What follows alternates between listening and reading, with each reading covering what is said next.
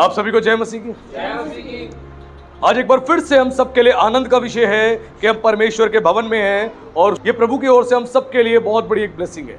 तो प्लीज कृपया करके सब लोग अपने अपने स्थानों को ग्रहण करें ताकि आज हम परमेश्वर के वचन को गहराई से सुन सकें और वचन को सीख सकें।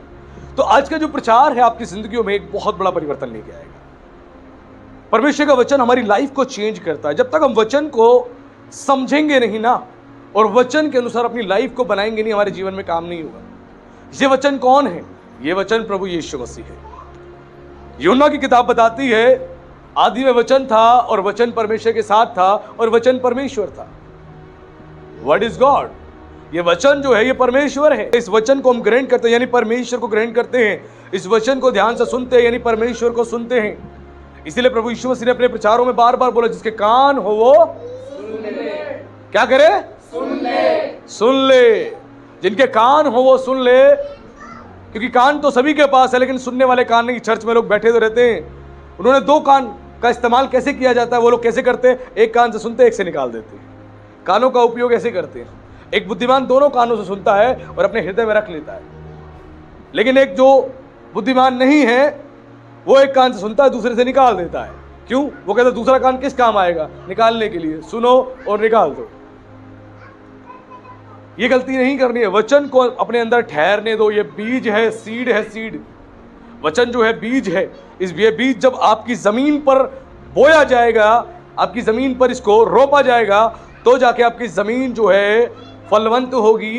ये बीज जो है फ्रूटफुल होगा और ये जमीन को चीर कर बाहर निकलेगा और एक पौधा और एक बड़ा पेड़ बनेगा। ध्यान रखना, इस वचन को इंपॉर्टेंस देना। ये वचन आपकी जिंदगियों में बहुत बड़े बड़े काम करेगा, बहुत बड़े बड़े काम। क्योंकि जितनों ने इस वचन को अहमियत दी, खुदा ने उनको हमेशा ऊंचा रखा, और जिन्होंने इसको अहमियत नहीं दी वो हमेशा नीचे ही रहे।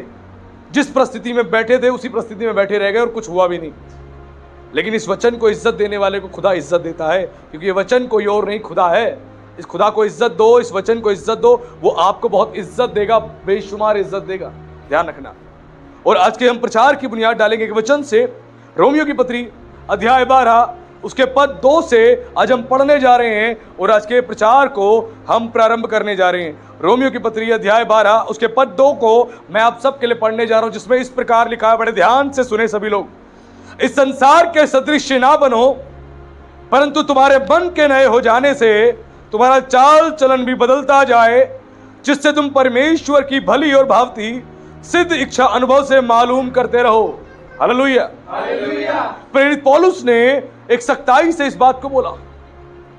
प्रेरित पौलुस ने सख्ताई से इस बात को बोला। उसने समझाया, हे मसीहों, हे कलीसियाओं, ध्यान से सुनो तुम्हें क्या करना है। सब लोग मेरी ओर देखें ध्यान से।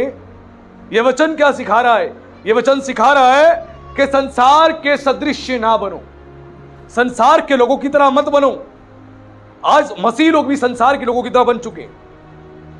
आज मसीह लोग भी संसार के लोगों की तरह ही बन चुके हैं। संसार के लोग क्या करते हैं? संसार के लोग संसार के तमाम रिचुअल्स को फॉलो करते हैं, रीति रिवाजों को फॉलो करते हैं। वही काम मसीह लोग भी आज कर रहे हैं और फिर कह रहे हैं, प्रभु हमारे जीवन में आशीष कहां, हमारे जीवन में चंगाई कहां है, छुटकारा कहां है, बरकत कहां है? बाइबल कह रही है संसार के जैसे मत बनो। संसार में जिस प्रकार लोग रहते हैं, जिस प्रकार उनका बोलचाल है, जिस प्रकार उनका व्यवहार है, मसीहों, चर्च और कलीसिया तुम्हारा नहीं होना चाहिए। संसार के जैसा नहीं बनना। संसार से प्रभु ने तुम्हें अलग किया है, संसार से अलग किया। बाइबल कहती है कि हम परदेसी हैं, हम परदेसी हैं, हम लोग फॉरेनर्स हैं। हेलो, सब लोग ध्यान से सुने। हमारे भारत में कोई आता है अमेरिका से, लंदन से या किसी भी कंट्री से, हम कहते हैं अरे फॉरेनर्स आ गए, फॉरेनर्स आ गए। बाइबल कह रही है हम सब जितने यहां बैठे हैं हम सब फॉरेनर्स हैं। हम लोग भले ही अपने देश में बैठे हैं लेकिन फॉरेनर्स हैं। बाइबल कहती है हमारा देश जो है वो सियोन देश है, यानी स्वर्ग है जहां हमें जाना है। हम सब फॉरेनर्स हैं। यहां पे हम लोग एक ट्रैवल पे आए हैं, हम सब एक ट्रैवल्स पे आए हैं, एक ट्रैवलिंग हम लोग कर रहे हैं। और ट्रैवलिंग करते करते हमें क्या करना है? परमेश्वर का काम करना है, उसका काम करना है। परमेश्वर ने हम सबको एक असाइनमेंट सौंपा है, एक जिम्मेदारी सौंपी है, एक प्रोजेक्ट दिया है। उस प्रोजेक्ट को हम सबको पूरा करना है। एक मसीह कहता है कि मुझे आज तक पता नहीं लगा प्रभु ने मुझे कौन सी सेवा के लिए कॉल दी है, कौन सी सेवा के लिए बुलाया।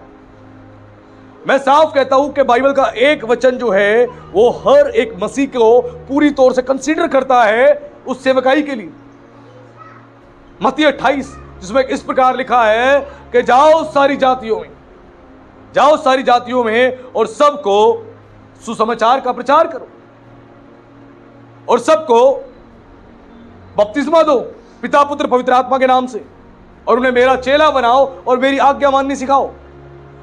और प्रभु ने कहा जगत के अंत तक मैं तुम्हारे साथ हूं, तुम्हारे साथ हूं। प्रभु हमारे साथ रहेगा जगत के अंत तक, यानी इस जगत का एक अंत होने वाला है और हम अंतिम समय में चल रहे हैं। प्रभु ने हम सबको एक प्रोजेक्ट दिया है, एक जिम्मेदारी दी है, एक काम दिया है। क्या हम उस काम को कर रहे हैं?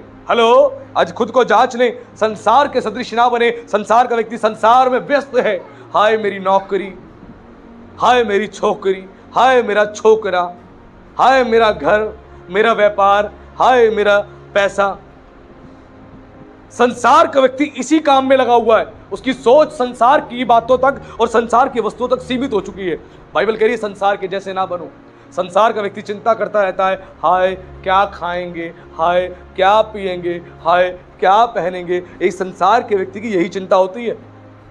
पति पत्नी जब सुबह सुबह बैठते हैं चाय पीने के लिए, यही चर्चा होती है, इसकी ईएमआई कैसे भरेंगे, कब तक ऐसा चलता रहेगा, कब चीजें ठीक होंगी, कब ऐसा होगा, कब ऐसा होगा।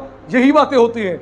जहां बैठ के प्रभु के वचन की बात होनी चाहिए, खुदा की बात होनी चाहिए, वहां पे चिंता भरी बातें हो रही हैं, चिंता भरी। बाइबल कह रही है संसार के सदृश ना बनो। संसार के व्यक्ति यही करते हैं। बाइबल लिखा है कि चिंता करने का काम किसका है? अन्य जातियों का, परमेश्वर का नहीं है। हेलो, हमारे बीच में बहन रीता कह रही है चिंता करने का काम परमेश्वर का है। चिंता करने का काम है अन्य जातियों का। बाइबल कहती है अन्य जाति लोगों के विषय में, अन्य जाति लोग जो इस विषय में चिंता करते हैं, क्या खाएंगे, क्या पिएंगे और पहनेंगे। प्रभु ने कहा तुम्हें चिंता नहीं करनी है, मैं तुम्हारे लिए बैठा हूं। आई प्रोवाइड यू, मैं तुम्हें सब कुछ प्रोवाइड करूंगा, चिंता नहीं करनी। संसार के जैसे नहीं बनना। संसार की तरह मसीह लोग भी बन चुके हैं, संसार के लोगों की तरह बन चुके हैं। सुबह शाम चिंता भरी बातें होती, चिंता भरी। बाइबल पता है क्या कहती है? बाइबल ध्यान सुनना, बाइबल कहती है बोलो तो मानो ऐसा बोलो कि परमेश्वर का वचन सुनते हो। जब बीवी से बात करो, पति से बात करो, ऐसे बात करो, वचन की बात करो। जहां बीवी चिंता भरी बात बोले, वहां खुदा का वचन बोलो कि प्रभु ने कहा मैं तुम्हारा चरवाहा हूं, तुम्हारी जीवन में कोई कमी घटी नहीं होगी। वचन से बातचीत करनी है। प्रभु ऐसा कहता है, हाय कैसे होगा, हाय कैसे होगा, हाय कैसे होगा। प्रभु कह रहा है मत करो, संसार के जैसे मत बनो मसीहों। तुम्हारे पास बाइबल है, तुम्हारे पास जिंदा खुदा है। इजरायलियों को जब परमेश्वर ने मिस्र से छुड़ाया तो परमेश्वर उनका खुदा था। उनके पास वेपन्स नहीं थे, हथियार नहीं थे, सेना नहीं थी, केवल खुदा उनके साथ था और खुदा उनको लेकर चल रहा था। जंगल में उन्हें खाने को दिया, उनकी जरूरतें पूरी करी, उनको पीने को पानी दिया परमेश्वर ने, उनको तेल दिया, मधु दी, सारी चीजें परमेश्वर ने प्रोवाइड करी। जंगल में सब कुछ दिया जंगल में। और वही खुदा आपका भी है, वही खुदा मेरा भी है, वही खुदा चर्च का भी है। जंगल में उन्होंने कितनी खेती करी थी? मेरे ख्याल से उन्होंने वहां पर सरसों के खेत लगाए होंगे और सरसों का तेल निकाल के बेचा होगा। किया था उन्होंने कुछ भी नहीं किया। मैं आप सबको, मैं परमेश्वर पर फेथ रखना सिखा रहा हूं। आज फेथ क्यों कमजोर हो चुका है? वचन को सुनते नहीं है। रीजन है वचन को सुनते नहीं है। बाइबल कहती है faith comes by hearing, hearing by the word of God. विश्वास सुनने से आएगा, सुनना मसीह के वचन से, मसीह के वचन से। वो चिंता में डूबे रहे, चिंता में डूबे रहे, चिंता में डूबे रहे। आज भी मसीह लोग चिंता में डूबे। हाय मेरी बेटी की शादी कब होगी, हाय मेरे बेटे की शादी कब होगी, हाय घर कब बनेगा, हाय चंगाई कब मिलेगी, प्रभु कब मेरा बेटा सेटल होगा, कब मेरी बेटी सेटल होगी, कब घर की परिस्थितियां ठीक होंगी, कब ऊपर के फ्लोर बनेंगे प्रभु, कब। हाय प्रभु, हाय प्रभु, हाय प्रभु। प्रभु कह रहा बाइबल पढ़ ले, मैंने कहीं पर भी तुम्हें चिंता करने के लिए नहीं कहा है। तुम चिंता में डूबे हुए हो, प्रभु ने काम करने के लिए कहा है। काम करो। क्या काम करा है? क्या काम बोला है? कि मेरे धर्म राज्य की खोज करो, ये काम बोला है। परमेश्वर के धर्म राज्य की खोज में लग जाओ, लग जाओ। ये तुम्हें काम करना है, चिंता नहीं करनी। प्रभु ने कहा सब वस्तुएं तुम्हें दे दूंगा। एक सीक्रेट बता रहा हूं मैं आप लोगों को, एक ऐसा फॉर्मूला बता रहा हूं जो प्रभु यीशु मसीह ने रिवील किया। और यही वचन देके मुझे सेवा के लिए प्रभु ने खड़ा किया था। यही वचन देके खड़ा किया था फुल टाइम मिनिस्ट्री के लिए। और वो दिन है और आज का दिन है। प्रभु ने संभाला हुआ है, वो लेके चल रहा है। आज भी हम नौकरी करते हुए भी हाय मर गए मर गए मर गए, घर में 4 लोग कमा रहे फिर भी मर गए मर गए मर गए, घर में 3 लोग कमा रहे फिर भी मर गए मर गए मर गए, हाय हाय पास्टर जी बच नहीं रहा, कभी नहीं बचेगा, कभी नहीं बचेगा। क्यों नहीं बचेगा? क्योंकि हम चिंता में डूबे हुए हैं, और ये चिंता परमेश्वर की ओर से नहीं है। जब परमेश्वर ने कहा चिंता मत करो, इसका मतलब चिंता परमेश्वर की ओर से नहीं है, चिंता कोई और व्यक्ति है जो आपको देके जाता है। हेलो, ध्यान से सुने, चिंता परमेश्वर की ओर से नहीं है। आपके अंदर कोई चिंता जो डालता है ना, वो चिंता कोई और डालता है, वो थर्ड पर्सन है। बाइबल कहती है वो भरमाने वाला है, बाइबल कहती है वो चोर है, चोरी करने आता है। क्या? आपके आनंद को चोरी करेगा और चिंता दे देगा। अब जहां पे खुश हुए वो अचानक से क्या करेगा? चिंता दे देगा। तेरी जेब में तो पैसा नहीं, तेरे वॉलेट में पैसा नहीं, तेरे बैंक में पैसा नहीं, तेरे घर में पैसा नहीं, कैसे चलेगा? कब तक ऐसा चलेगा? प्रभु तू कब ठीक करेगा?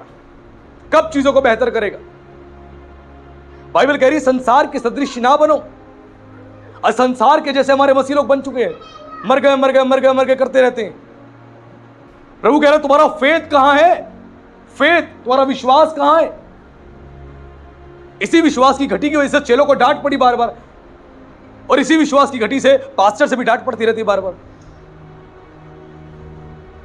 चेलों को प्रभु ने बार बार डांटा। प्रभु ने कहा हे अल्पविश्वासियों, हे अल्पविश्वासियों, कब तक तुम्हारी सहता रहूंगा मैं?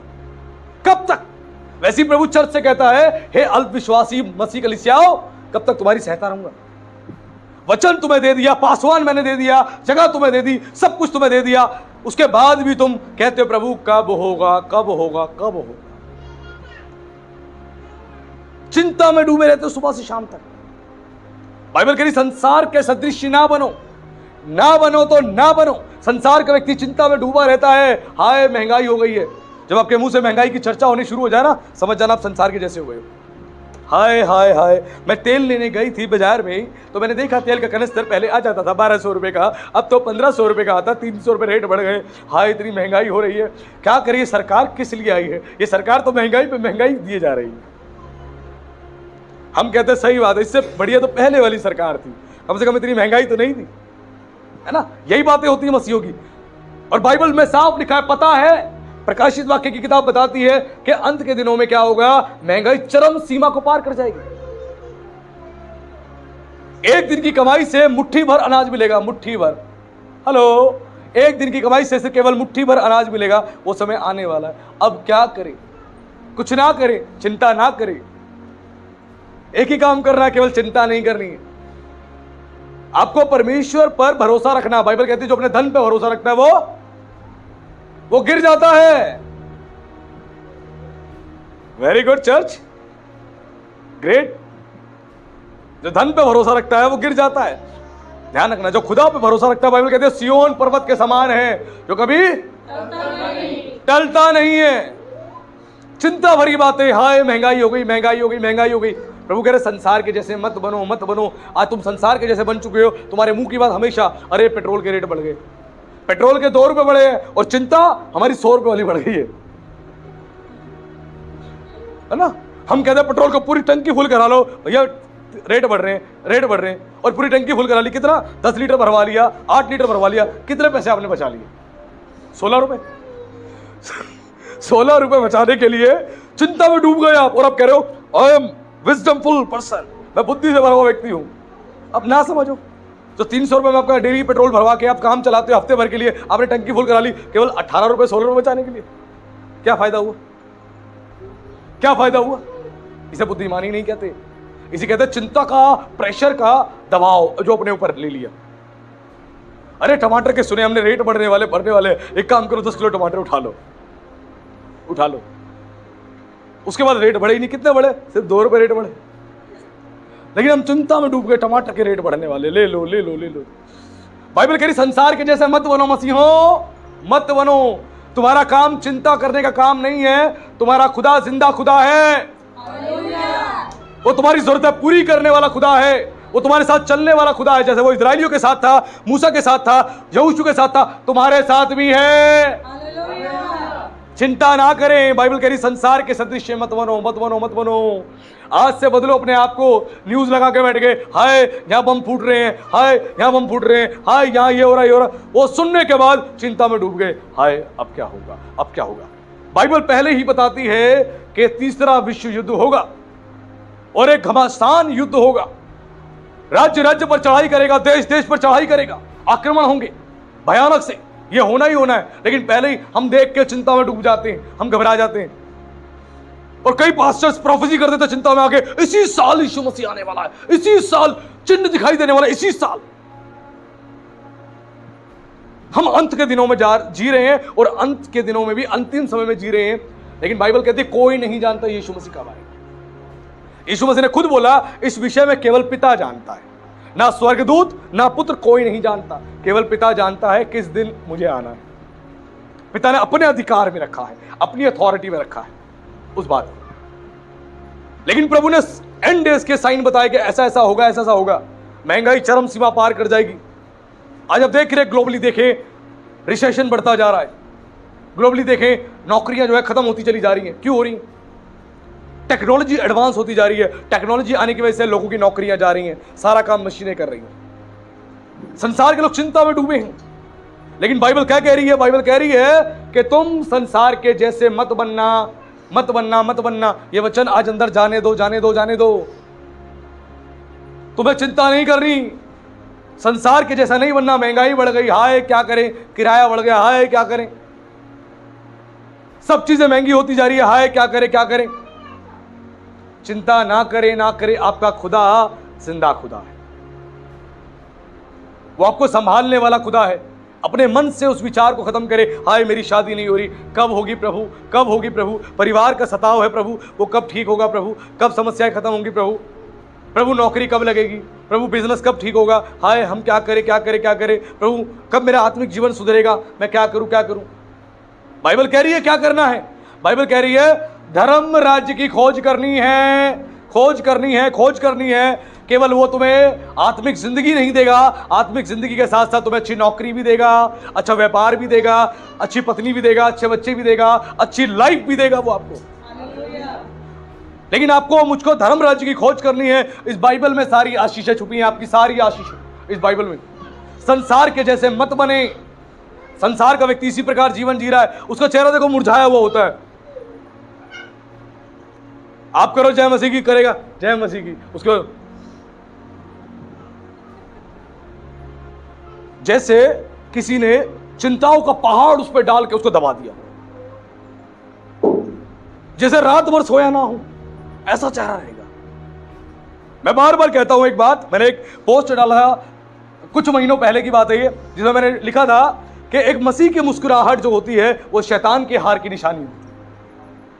हेलो, ध्यान से सुने, एक मसीह की मुस्कुराहट शैतान के हार की निशानी होती है। और मसीह के चेहरे पे मुरझाया हुआ चेहरा, उदास चेहरा शैतान की जीत की निशानी होती है। अगर आपको चेहरा ऐसा है तो शैतान आपसे जीता हुआ है। और आपका चेहरा खिलखिलाता हुआ है, आपके 32 दांत 28 दांत दिखाई दे रहे हैं, इसका मतलब शैतान हारा हुआ है। ध्यान रखना, एक मसीह की पहचान है ये। बहुत सारी चीजें मैं पोस्ट में डाल देता हूं, पढ़ लिया करें कभी कभी। एक हकीकत है, ये मेरा आत्मिक अनुभव है सालों का। संसार के जैसा आपको नहीं बनना है, संसार के जैसा नहीं बनना है। हमारी सारी परेशानी को समाधान बाइबल में है। बाइबल बताती है तुम में कोई दुखी हो तो क्या करे, हम में कोई दुखी, हाँ दुखी होता तो हम क्या करते हैं? प्रार्थना नहीं करते, हम क्या करते हैं? ऑनलाइन बिजनेस सर्च करते हैं। ऑनलाइन कोई बिजनेस पता लग जाए, परेशानी ठीक हो जाए, ऑनलाइन बिजनेस चेक करते हैं, है ना। अर्निंग कैसे हो, पैसा आएगा परेशानी दूर हो जाएगी। सब कहते हैं पैसा आएगा परेशानी दूर हो जाएगी। मैं कहता हूं पैसे से कभी परेशानी दूर नहीं होती, पैसे से केवल जरूरतें पूरी होती है, केवल जरूरतें पूरी होती हैं। लोग कहते हैं पैसा आएगा तो जीवन बदल जाएगा, जीवन बदल जाएगा। पैसा आने से जीवन नहीं बदलता। यीशु ने कहा जीवन मैं हूं, मैं तुम्हारे जीवन में आऊंगा तो तुम्हें जीवन मिलेगा, स्वर्ग का जीवन मिलेगा और तुम्हारा जीवन बदल जाएगा। पैसा जीवन किसी का नहीं बदल सकता। पैसा आपका हुलिया बदल सकता है, पैसा आपकी घर की परिस्थिति को थोड़ा बदल सकता है, लेकिन वो आपके व्यवहार को नहीं बदल सकता, आपके चरित्र को नहीं बदल सकता, आपके परिवार के बीच में प्रेम नहीं डाल सकता पैसा।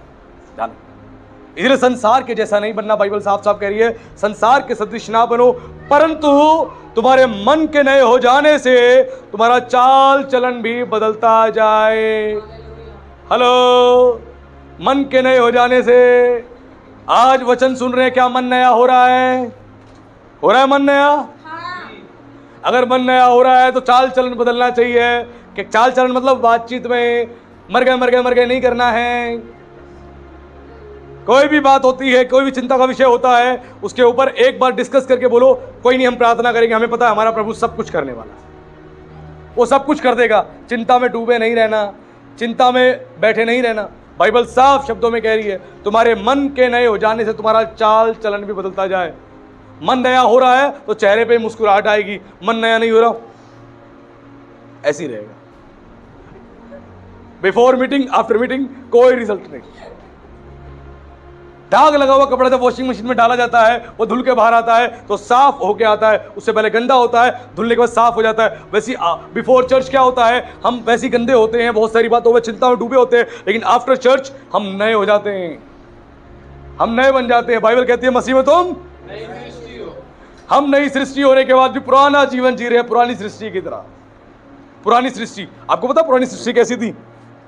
बेडौल थी, सुनसान थी। पुरानी सृष्टि बेडौल थी, सुनसान थी, और गहरा जल था और अंधियारा ही अंधियारा था। अगर पुरानी सृष्टि हो तो आज भी आपके जीवन में अंधकार मिलेगा, अंधकार ही अंधकार, डार्कनेस। चिंता में आप डूबे रहोगे, परेशानियों में आप घिरे रहोगे। नई सृष्टि का मतलब, जब परमेश्वर ने सृष्टि को कैसे बनाया, हम पढ़ते हैं उत्पत्ति की किताब में। जेनेसिस बताता है कि परमेश्वर ने सृष्टि को पूरी अच्छी तरीके से इसको बनाया, डेकोरेट किया, हम इंसानों के लिए बनाया। वैसी परमेश्वर के वचन को जब हम सुनते हैं, परमेश्वर ने सृष्टि कैसे बनाई? वचन से। वैसे इस वचन से प्रभु आपको नई सृष्टि बनाता है। इस वचन से बिगड़ी हुई सृष्टि को ठीक किया। इसी वचन से प्रभु आपके बिगड़े हुए जीवन को ठीक करता है, इसी वचन से। इसीलिए मन के नए हो जाने से आपका चाल चलन भी बदलना चाहिए। अगर हमारा चाल चलन नहीं बदल रहा है तो दिक्कत है। पास्टर ने डांट लगा दी, अब मेरा मुंह फूल गया, अब मैं पास्टर की तरफ नजरें उठा के भी नहीं देखूंगा, मैं बात भी नहीं करूंगा, मैं कुछ काम भी नहीं करूंगा, कोई रिस्पॉन्स भी नहीं दूंगा। क्यों? मेरा मन टूट गया, पास्टर ने मुझे डांट दिया, है ना। इस प्रकार का जो व्यवहार है ये एक साइन होता है अब भी हम पुरानी सृष्टि हैं, पुरानी सृष्टि हैं, पुरानी सृष्टि हैं। बाइबल कहती है जो डांट से बैर करता है और डांट को नहीं सुन पाता है, वो एक पशु के जैसा है। किसके जैसा? पशु के जैसा है। शुक्र मानिए पासवान जो है यीशु मसीह की तरह नहीं डांटता। यीशु मसीह ने कैसे डांटा पतरस को? हे शैतान मेरे पास से दूर हो जा, दूर हो जा। यीशु ने फरीसियों को, शास्त्रियों को, सदूकियों को फटकारा। यूहन्ना बपतिस्मा देने वाला सीधा ही कहता था, हे सांप के बच्चों, तुम्हें किसने चता दिया? आने वाले क्रोध से बचो। वो भी किनको? वचन के ज्ञाताओं को, फरीसियों को, शास्त्रियों को, सदूकियों को। आज समझे इस चीज को। मन नया हो जाना चाहिए।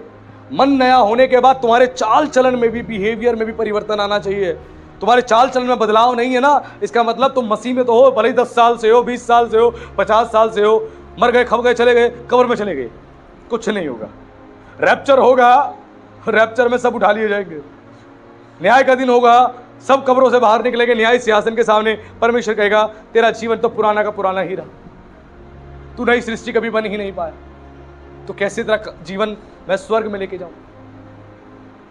स्वर्ग जाना इतना आसान नहीं। बाइबल कहती है एक धर्मी जन भी जब कठिनाई से उद्धार पाएगा, कठिनाई से उद्धार पाएगा, तो उनका क्या होगा? जो पापी हैं और पाप में लगे हुए हैं, ओहो चलने दो, गुपचुप चलने दो पाप, उनका क्या होगा? बाइबल साफ कहती है धर्मी जन कठिनाई से उद्धार पाएगा। यानी एक पासवान कठिनाई से उद्धार पाएगा, एक कलीसिया कठिनाई से उद्धार पाएगी। कठिनाई से, है ना, कठिनाई से। कठिनाई समझते हैं? बड़े कष्टों के साथ, बड़ी तकलीफों के साथ जब जाके उसका उद्धार होगा। और हम सोचते हैं हमने विश्वास किया, बपतिस्मा लिया, अब हमारा उद्धार हो गया है, अब हम तो स्वर्ग ही जाएंगे, प्रभु जल्दी रैप्चर कर दे, नौकरी की चिंता खत्म हो जाएगी। एक मसीह ने रैप्चर का तो संदेश सुना था जब मैंने प्रचार किया था, तो उसने बोला मुझे कि पास्टर जी रैप्चर कब होगा। मैंने कहा ये मैं नहीं जानता कब होगा, लेकिन जरूर वो समय आने वाला है कि रैप्चर होगा, कलीसिया उठाई जाएगी, क्योंकि हम अंत के दिनों में जी रहे हैं। कह रहा पास्टर जी जल्दी से रैप्चर हो जाए। पता है टेंशन बहुत है, टेंशन बहुत है पास्टर जी, बहुत लोगों का हिसाब किताब करना है, उस बात की चिंता है, शादी की चिंता है, घर की चिंता, इसकी चिंता, उसकी चिंता, इतनी टेंशन है पास्टर जी, रैप्चर हो जाए, स्वर्ग चले जाए प्रभु जी के पास, टेंशन ही खत्म। उसको ये नहीं पता कि उस पहले खाता क्लियर करना पड़ेगा, लेजर क्लीन करना पड़ेगा भाई साहब स्वर्ग जाने के लिए। हेलो, प्रभु यीशु मसीह ने चतुर भंडारी का दृष्टांत क्यों दिया? एक चतुर भंडारी के बारे में बताया प्रभु ने। क्या बताया प्रभु ने उसके बारे में? प्रभु ने बताया कि वो ज्योति के लोगों से अधिक चतुर हो गया संसार का व्यक्ति। उसने क्या करा? उसको पता है कि मैंने सारे कर्मकांड किए हैं, अब मालिक मुझे नौकरी से हटाने वाला है। उसने क्या करा? लोगों के बीच में जाकर उनका सारा कर्जा फ्री में ऐसे माफ करवा दिया, कम कम पैसों में। डबल था, जिसका 50 था उसको बोला 25 दे, खत्म कर। 100 था, 50 दे, खत्म कर, खत्म करवा दिया। इसीलिए कि मालिक नौकरी से निकाले तो ये मुझे अपने घरों में ले ले, खाने पीने को दे, मेरी जरूरतें पूरी करे। उसने क्या चिंता करी? गड्ढा तो खोदा जाएगा नहीं उससे, मेहनत तो होगी नहीं, उसने करा। पहली चिंता होगी उसको। प्रभु ने कहा उस अधर्मी, उस भंडारी को प्रभु ने सराहा नहीं उसके गलत काम पे। प्रभु ने यह बताया कि एक अधर्मी व्यक्ति, अंधकार में रहने वाला व्यक्ति, संसार का व्यक्ति ज्योति के लोगों से कितना अधिक चतुर है। इसको पता है कि मालिक हिसाब करेगा तो क्या होगा मेरा, लेकिन मसीह को पता ही नहीं कि मालिक जब हिसाब करेगा तब क्या होगा। खुल जाएंगी किताबें जब हिसाब होगा, है ना? किताबें खुल जाएंगी जब हिसाब होगा। क्या हमारा हिसाब बराबर है? लेजर क्लीन करना पड़ेगा, जिसका लिया भैया देना पड़ेगा, 1-1 रुपया देना पड़ेगा, जिसका लेके बैठे हो पैसा देना पड़ेगा, नफरत लेके बैठे हो माफ करना पड़ेगा, उसके विरोध में काम किया उससे माफी मांगनी पड़ेगी, सारे काम करने पड़ेंगे। अपने लेजर को क्लीन करो। आपका गार्डियन एंजल आपकी सारे हिसाब किताब को लिखता है पूरे दिन के, ये दिन में क्या क्या कर रहा है, कहाँ कहाँ जा रहा है, किन किन कामों में शरीक हो रहा है, वो सब लिखता है। हमें लगता है ना कोई नहीं देख रहा, प्रभु तो स्वर्ग में बैठा है, उसने आपके साथ अपने दूत को रखा हुआ है। वो गार्डियन एंजल आपका सारा हिसाब किताब देख रहा है, एक एक हिसाब किताब। और हर एक व्यक्ति का, मेरा भी और आपका भी, हर एक व्यक्ति का हिसाब किताब देखा जाएगा। ध्यान रखना, आज भी अगर किसी के विरोध में काम किया, किसी को बुरा भला बोला, किसी की कद काठी को लेकर मजाक उड़ाया, किसी की शक्ल सूरत को लेकर मजाक उड़ाया, किसी के बोलचाल को लेकर मजाक उड़ाया, किसी के खान पान को लेकर मजाक उड़ाया, किसी के गांव शहर के रहने की वजह से मजाक उड़ाया, आपने कुछ भी ऐसा किया है तो आज अपने मन से खुदा के सामने दीन हो जाए, माफी मांगे, और उस व्यक्ति से हो सके तो जरूर माफी मांगे जिसका आपने दिल दुखाया अपने शब्दों, अपने व्यवहार से। नहीं तो हिसाब ही क्लियर नहीं होगा, सब उठ जाएंगे रैप्चर में, आप ही बैठे रह जाओगे और गाना गाते रहोगे, यीशु आने वाला है, साथ ले जाने वाला है, यीशु आने वाला है, साथ ले जाने वाला है। वो ले जाएगा साथ उनको जिन्होंने लेजर क्लीन कर लिया, और जिनका लेजर क्लीन नहीं हुआ वो यही रह जाएंगे। वो कहेंगे अब 7 साल बाद यीशु आने वाला है, आने वाला है, और 7 साल तक महाक्लेश में रहना। ग्रेट ट्रिब्यूलेशन पीरियड होगा, महाक्लेश काल 7 साल का, जो इस पृथ्वी के लोग भोगेंगे, और वो सहने से बाहर होगा। बाइबल कहती है जगत की उत्पत्ति से लेकर अभी तक ऐसा समय नहीं आया। फर्स्ट वर्ल्ड वॉर में, सेकेंड वर्ल्ड वॉर में भी समय नहीं आया था जब परमाणु बम भी चलाए गए थे, लेकिन ऐसा समय आने वाला 7 साल का महाक्लेश काल, जहां पे बहुत दिक्कत होगी, और वो 7 साल तक बहुत दुख, बहुत तकलीफ में रहना पड़ेगा। और जिसने छाप लगवा ली तो वो तो जा ही नहीं पाएगा स्वर्ग, और बिना छाप के ट्रांजेक्शन्स भी होगी, नहीं हो पाएगी, लेन देन भी नहीं हो पाएगा। आज भी हम खुद को जांचे, हिसाब किताब क्लियर नहीं करना चाह रहे, और हम कह रहे अरे प्रभु हम तो तेरे साथ स्वर्ग जाएंगे। नहीं, मैंने क्या बोला? जब परमेश्वर किसी धर्मी पर विपत्ति डालता है, तो डालने के बाद परमेश्वर क्या करता है? उसके हिसाब किताब को चेक करवाता है, कहता है इसका लेजर मेरे सामने लेके आओ, इसका हिसाब किताब देखो। उसका हिसाब किताब देखा जाता है, परमेश्वर उसके धर्म के कामों को देखता है, उसके धर्म के कामों की वजह से उसको बख्श देता है, और वो जो परमेश्वर ने आदेश पारित कर दिया विपत्ति का, वो तो जाएगा, लेकिन उस पर ना जाके किसी पापी पर पड़ जाएगा। इसलिए अचानक से किसी पापी को जब मरता हुआ देखो तो समझ जाना एक धर्मी बचाया गया है, एक धर्मी बचाया गया, ये बाइबल बताती है। ध्यान, परमेश्वर का आदेश तो पारित हो गया, वो तो जाएगा, तीर तो निकल गया कमान से, वो लगेगा ही लगेगा, लेकिन परमेश्वर उसकी दिशा बदल दी, एक धर्मी के धर्म के कामों की वजह से। इसलिए बाइबल कह रही तुम्हारे मन के नए हो जाने से तुम्हारा चाल चलन भी बदलता जाए। सारा हिसाब किताब क्लियर करो, लोगों को माफ करो, क्षमा करो, अपने मन से सारी गंदगी को बाहर निकालो। जो भी आपने गलतियां करी, किसी का मन दुखाया, दिल दुखाया, अपने व्यवहार से, चाहे अपनी माँ का दुखाया, अपने बाप का दुखाया, माफ करो, क्षमा करो।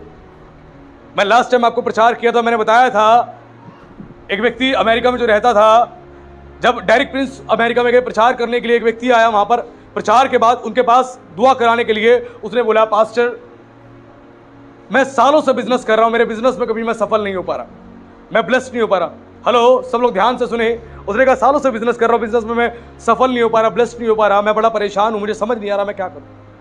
मैं रेगुलर बाइबल पढ़ता हूं, रेगुलर चर्च आता हूं, मैं फास्टिंग भी रखता हूं, मैं प्रार्थना भी करता हूं, मैं होली कम्युनियन में शामिल भी होता हूं, मैं सारे काम करता हूं, चर्च में सेवा के लिए सहयोग भी करता हूं, सपोर्ट भी करता हूं, उसके बावजूद भी मेरी लाइफ में परेशानियां हैं, मेरा बिजनेस सेटल नहीं हो पा रहा, मैं क्या करूं।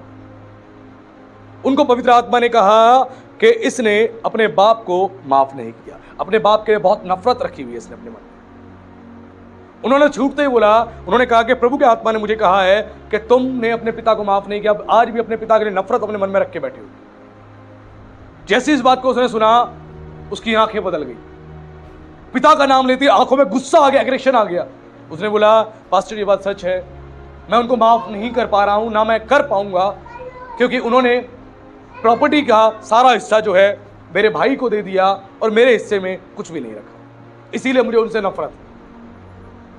उन्होंने बोला, पास्टर डेरिक प्रिंस ने बोला कि तुमने अपने पिता को कोसा भी है।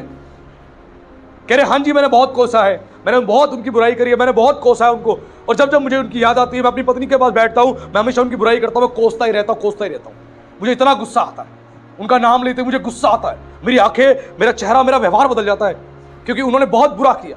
क्या मैं उनका बेटा नहीं था? मैं सोतेला बेटा था, मैं सगा बेटा होने के बावजूद भी सारी संपत्ति उस बेटे को दे दी, मुझे नहीं। डेरिक प्रिंस ने बोला कि परमेश्वर के आत्मा ने मुझे कहा है, जब तक तू अपने माँ बाप को माफ नहीं करेगा, क्षमा नहीं करेगा, अपने पिता को, तेरे बिजनेस पे, तेरे जीवन पे आशीष फ्लो नहीं।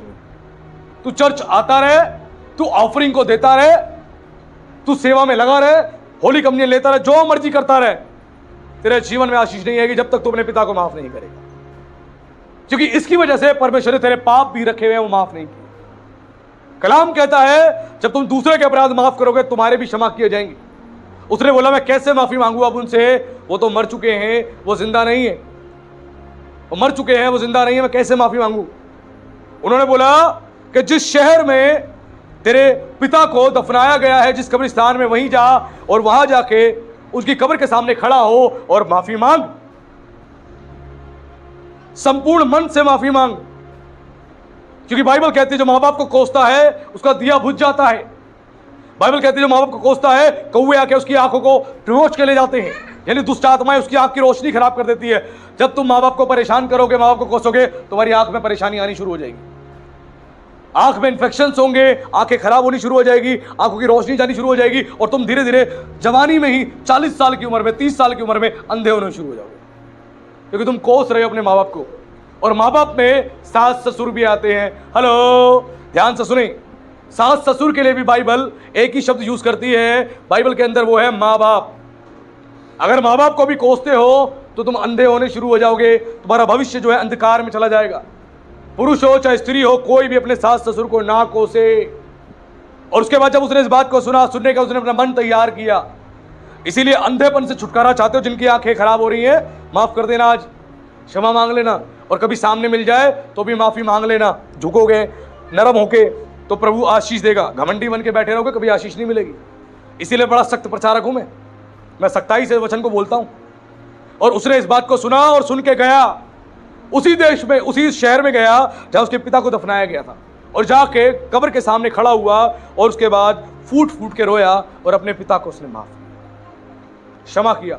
और ना केवल माफ किया, और माफी मांगी और वापस वो आया। आने के बाद उसने जो है अपने चर्च में अपने पादरी के आगे कन्फेशन किया। उसने बताया कि पास्टर, मैंने बहुत बड़ा गुनाह अपराध किया था और मैंने जो है अपने फादर को माफ़ कर दिया, और मैंने दिल से उनसे भी माफ़ी मांगी क्योंकि मैंने उनका बहुत दिल दुखाया था। मैंने ये तो कह दिया कि ज़मीन का हिस्सा भाई को दे दिया, लेकिन मैंने ये नहीं बताया कि पिता को मैंने परेशान बहुत किया, मेरी वजह से डिस्टर्ब बहुत हुए, परेशान बहुत हुए। और जब उसने संपूर्ण मन से पश्चाताप किया, परमेश्वर ने उसकी परिस्थिति को बदल के रख दिया। उसके पास जो सालों से डील नहीं आ रही थी, अचानक से उसके पास इतनी बड़ी बड़ी डील आ गई, इतनी बड़ी बड़ी बिजनेस की डील आ गई कि एक ही क्षण भर में उसकी परिस्थिति बदल गई और करोड़ों और लाखों रुपए उसके पास आ गए। परमेश्वर आशीष देने वाला है, वो परिस्थितियों को बदलने वाला है। ध्यान रखना, सारी आशीषें जुड़ी हैं आपके व्यवहार से, आपके शब्दों से, आपके आचरण से। मैं साफ कहता हूं, जैसा मन वैसी ही आशीष। ध्यान रखना, बाइबल कहती है नीति वचन 17 के 20 में, जो मन का टेढ़ा है उसका कभी कल्याण नहीं होता। आपका मन टेढ़ा है ना, जिंदगी भर कल्याण नहीं होगा। टेढ़े मन वाले व्यक्ति का कल्याण नहीं होता। ध्यान रखना, जो डबल स्टैंडर्ड का होता है, चर्च में धर्मी, बाहर जाके अधर्मी, चर्च में वचन की बातें, बाहर जाके गाली गलौज, लड़ाई झगड़ा, चर्च में आके स्पिरिचुअलिटी और बाहर निकल के संसारिक सारे काम, कभी कल्याण नहीं होगा, क्योंकि मन का वो टेढ़ा है। मन का टेढ़ा इसलिए क्या कह रही है बाइबल, तेरे मन के नए हो जाने से तेरा चाल चलन भी बदलता जाए। जिनकी आंख की रोशनी जा रही है, अपने पेरेंट्स से माफी मांग लेना। अपने पिता को गलत बोला, अपनी माँ को गलत बोला है, बेटा माफी मांग लेना, नहीं तो आंखों में आइस फ्लू होता रहेगा, आंख की रोशनी खराब होगी, अंधापन आएगा और बाद में रोओगे। माँ पढ़ी लिखी है, अनपढ़ है, बाप पढ़ा लिखा है, अनपढ़ है, तुम्हारे पेरेंट्स है और उनके थ्रू आशीषें तुम पर फ्लो होती हैं।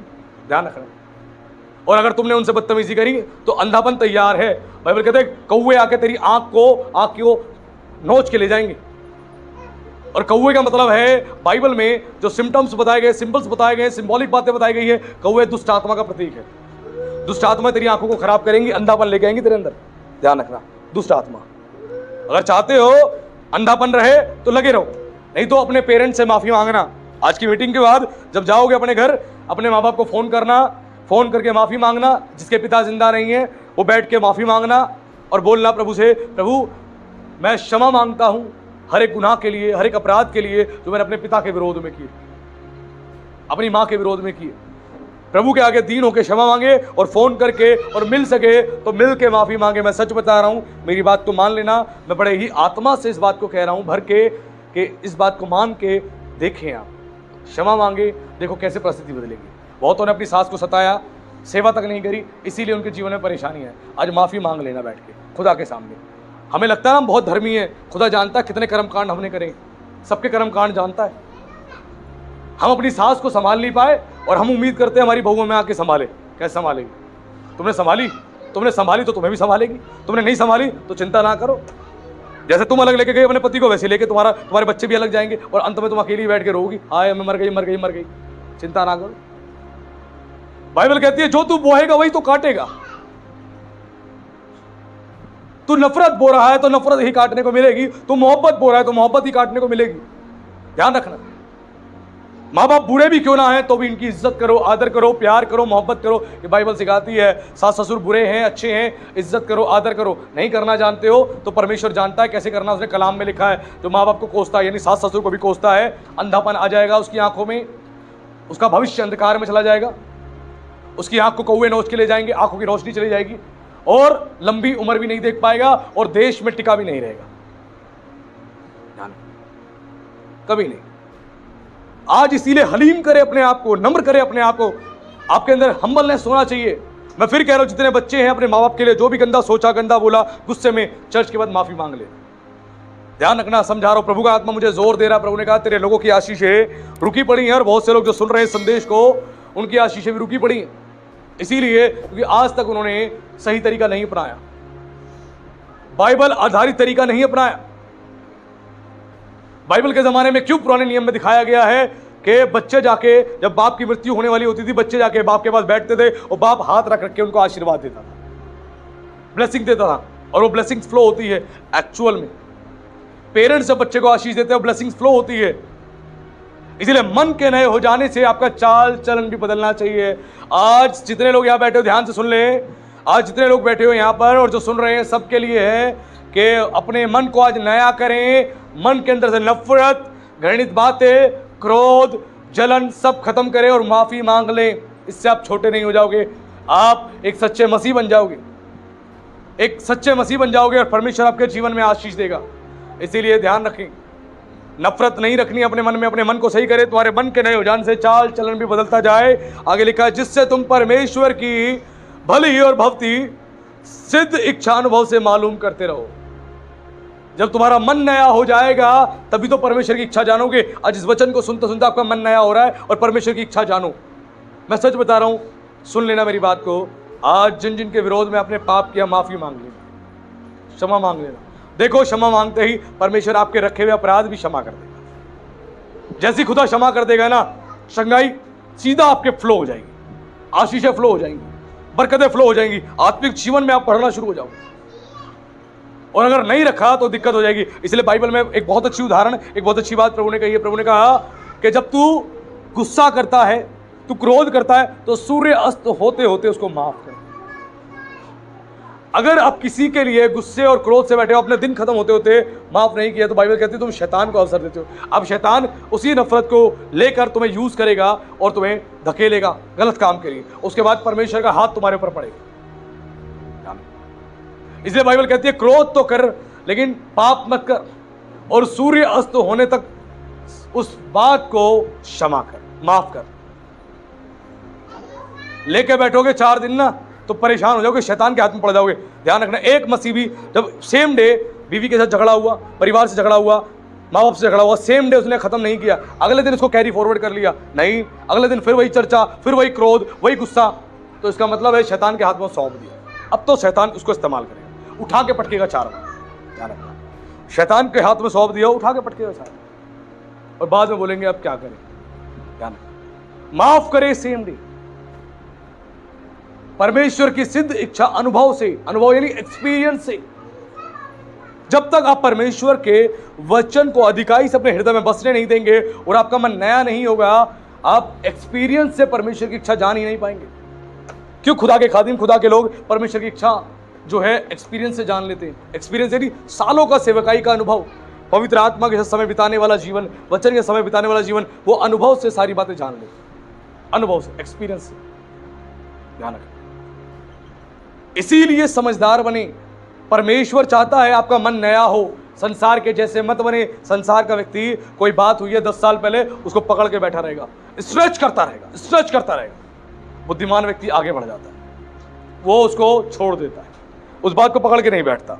इसीलिए मेरी आदत है, मैं पुरानी बातों की कोई चर्चा नहीं करता, ना पुरानी बातों में कोई इंटरेस्ट लेता हूँ, ना पुरानी बातों की चर्चा करता हूँ। पौलुस कहता है मैं निशाने की ओर दौड़ता चला जाता हूँ। मैं आगे बढ़ना पसंद करता हूँ, पीछे की बातों को करना पसंद नहीं करता, ना मेरा इंटरेस्ट। और कोई करता है तो भी मैं नहीं करता, मेरा कोई इंटरेस्ट नहीं। वही बाइबल कहती है मन जब नया हो गया तो चाल चलन भी बदलना चाहिए। नहीं बदला चाल चलन तो फिर जीवन में आशीष कभी नहीं आएगी, स्ट्रगलिंग वाली लाइफ रहेगी, स्ट्रगलिंग वाली लाइफ। दुख, तकलीफ, मुसीबत सब ब्लेस्ड हो जाएंगे, सब आशीषित हो जाएंगे, और तुम बैठ के केवल देखते रहोगे ये क्या हो। ये मैं नहीं कह रहा, बाइबल कह रही।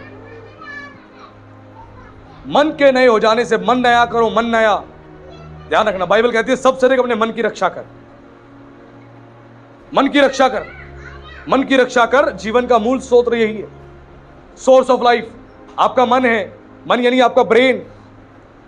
इस ब्रेन को अच्छा करें। अगर आपकी अभी भी आपके ब्रेन के अंदर गड़बड़ियां चल रही है, आपकी तरंगे दाएं बाएं उठ रही हैं, गड़बड़ियां हैं इस तरंगों में, इन बातों में, तो समझ जाना ये आपको ऑपरेट करेगा। ये इंजन है, बॉडी का इंजन ब्रेन है। इंजन निकाल दो, बॉडी काम की नहीं।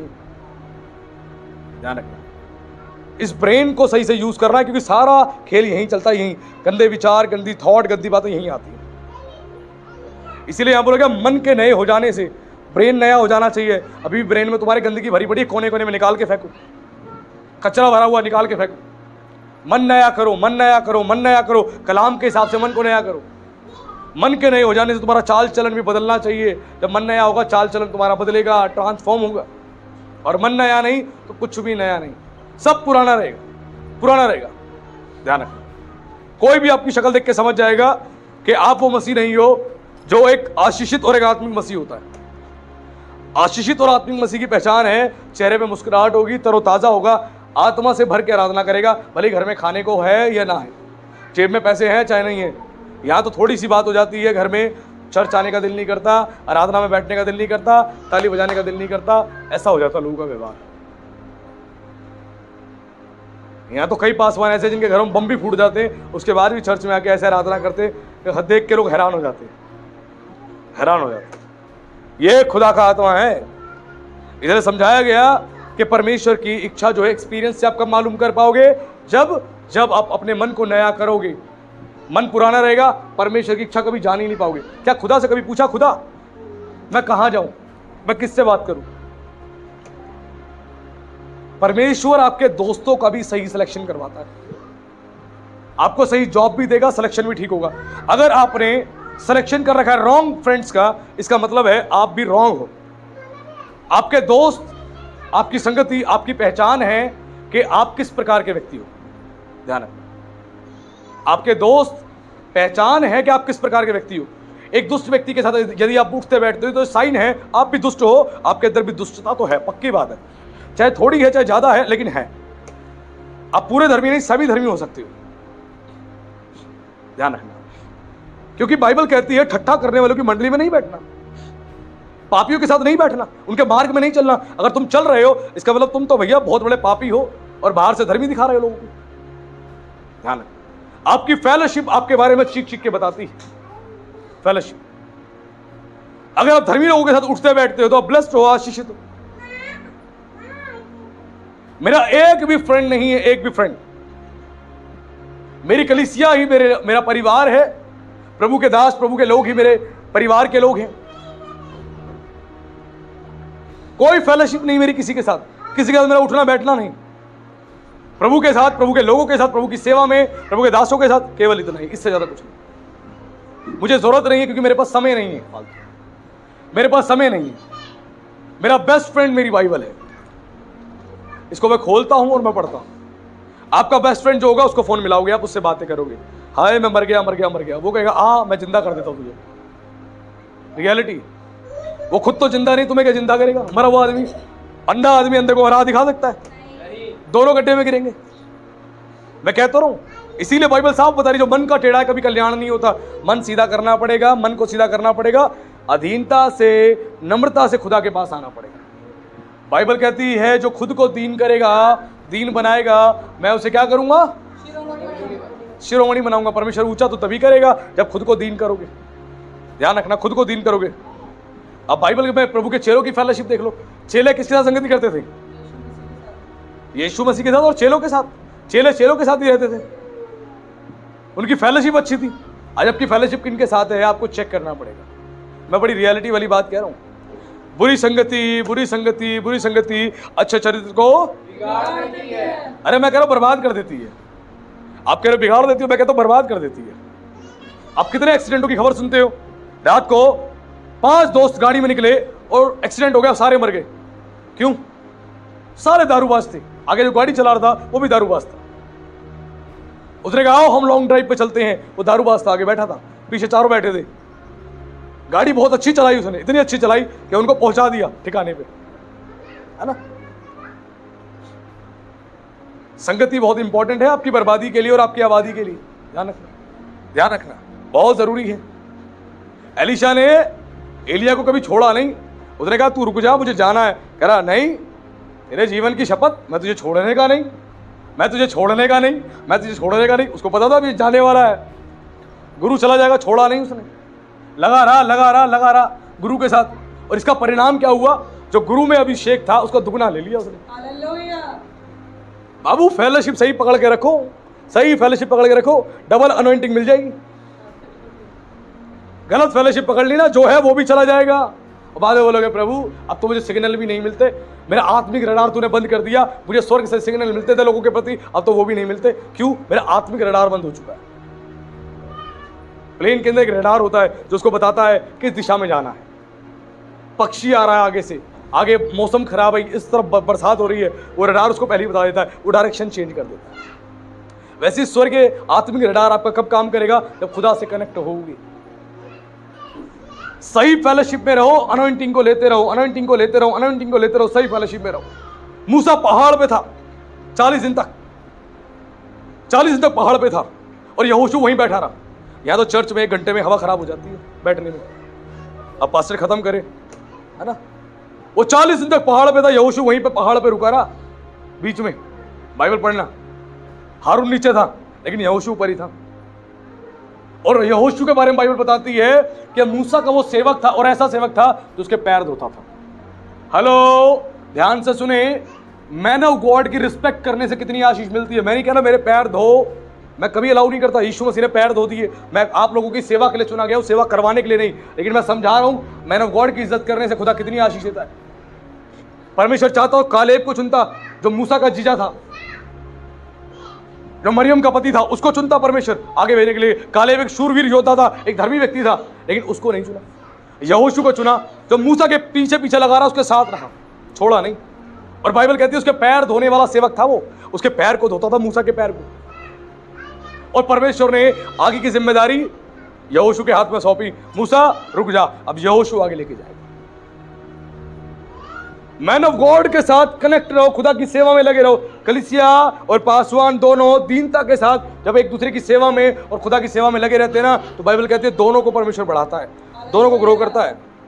और कलीसिया अगर दीनता से सेवा नहीं करती और केवल पासवान कर रहा, तो पासवान बढ़ता जाएगा, बढ़ता जाएगा, बढ़ता जाएगा, बढ़ता जाएगा, और केवल कलीसिया देखती रहेगी। ध्यान, मैं बार बार कहता हूं, अगर पासवान लायक है खुदा की नजर में और प्रभु की सेवा बहुत अच्छी कर रहा है, और कलीसिया के लोग सहायता नहीं करते, सपोर्ट नहीं करते, सेवा में खड़े नहीं होते, तो परमेश्वर उसको कहीं भी ले जाके यूज कर सकता है, कहीं भी। और कलीसिया अगर लायक है तो परमेश्वर पूरी कलीसिया को इस्तेमाल करता है, पूरी कलीसिया। इसीलिए अपनी फेलोशिप को करेक्ट करें, आपकी फेलोशिप किनके साथ है। आज अगर हमारे चर्च के अंदर केवल महीने में 5 मीटिंग्स होती हैं, हम कई बार सोचते हैं कि 5 मीटिंग्स है। एक पास्टर के साथ मैं बैठा था, उन्होंने बताया उनके चर्च में महीने में 20 से ज्यादा मीटिंग्स होती हैं। सारे आते हैं, आनंद से आते हैं, कोई नहीं रोता हाय आज मीटिंग में जाना पड़ेगा, हाय आज मीटिंग में जाना, कोई नहीं रोता। सारे आते हैं, सारी मीटिंग्स में आते हैं, आनंद से आते हैं, खुशी से आते हैं, और जहां आराधना का सुनते हैं और खुश हो जाते हैं। कहते हैं इतनी हमें संगति, इतनी संगति खुदा की मिल रही है, मजा आ गया हमें, और प्रभु में बढ़ रहे हैं, प्रभु बढ़ रहे हैं। ये सोचने वाली बात है, हम कहां पे स्टैंड करें। बाइबल कह रही है इसलिए मन तुम्हारा नया हो जाना चाहिए। मन नया हो जाएगा, तुम्हारे चाल चलन में बदलाव अपने आप आ जाएगा। अभी तक मन नया नहीं है तो चाल चलन में बदलाव नहीं। मन को नया करें। मैं सच बता रहा हूं, आप याद करें अपने उस समय को जब प्रभु को आपने स्वीकार किया था, और आपका मन खुदा के प्रति कितना अच्छा था, खुदा के दासों के प्रति कितना अच्छा था, खुदा के लोगों के प्रति कितना अच्छा था, और इसका क्या रिजल्ट था आप देखें। आपके फाइनेंस में ब्लेसिंग थी, आपके घर में ब्लेसिंग थी, आपकी लाइफ में ब्लेसिंग थी, आपकी स्पिरिचुअल लाइफ में ब्लेसिंग थी, सब जगह आशीषें थी, और खुदा आपको बहुत इज्जत आदर दिलवाता था। लेकिन जब आपने उस फेलोशिप को, संगति को छोड़ दिया, फिर क्या हुआ? सारी चीजें खराब हो गई। प्रभु वापस कॉल कर रहा है, आ जाओ आगे, आ जाओ आगे, वापस कॉल कर कि अब खुदा के नजदीकी में वापस आ जाओ। अपने मन को ठीक करो, अपने विचारों को ठीक करो, खुदा के लिए निस्वार्थ सेवा के लिए आगे बढ़ो, खुदा के लिए निस्वार्थ। बोलने की, सोचने की जरूरत ना हो। मन को अपने सही करो, मन में रोना नहीं, कुड़कुड़ाना नहीं, बुड़बुड़ाना नहीं, हाय मैं करूंगा तो ऐसा हो जाएगा, हाय मैं करूंगा ऐसा। खुदा के लिए जब भी करते हो ना, चाहे प्रार्थना कर रहे हो, प्रार्थना की सेवा, प्रचार की सेवा, चर्च में कोई भी सेवा कर रहे हो, खुदा आपको बहुत आशीष देता है। ध्यान है, बहुत आशीष देता है, बहुत आशीष देता है। एक पास्टर के साथ मैं बात कर रहा था, पास्टर ने मुझे बताया कि आपके चर्च में पास्टर कितनी देर आप लोग प्रचार करते हो? मैंने कहा मैं 1 घंटा 1.5 घंटा, बस इससे ज़्यादा मैं प्रचार नहीं करता। कह रहे बस? मैंने कहा हाँ। कह रहे लोग तो 15 मिनट 20 मिनट का प्रचार सुनते हैं, उनको आदत पड़ चुकी हो तो परेशान हो जाते उसके बाद। मैंने कहा वो तो है, बहुत जगह पे दिल्ली में ऐसी ही है, और दिल्ली में क्या पूरे भारत में ऐसा है। उन्होंने कहा हमारे चर्च में 4 घंटा प्रचार होता है, और 4 घंटे लोग टकटकी लगा के वचन को सुनते हैं।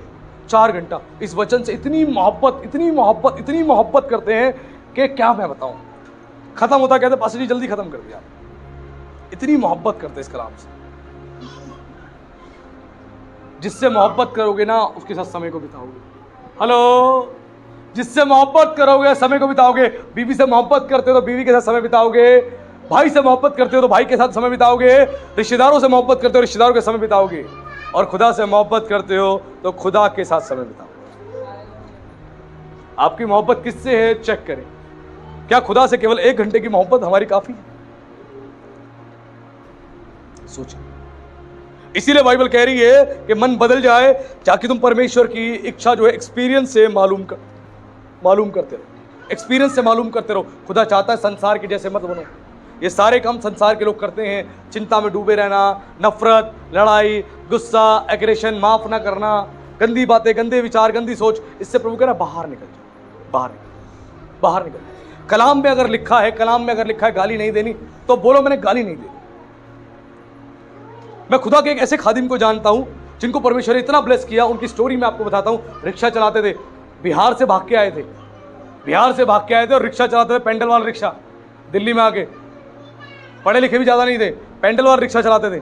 और प्रभु के वचन को पता क्या करते थे, जैसा वचन पढ़ा वैसा ही मान लिया। वचन में लिखा गाली नहीं देनी, उन्होंने मान लिया गाली नहीं दूंगा।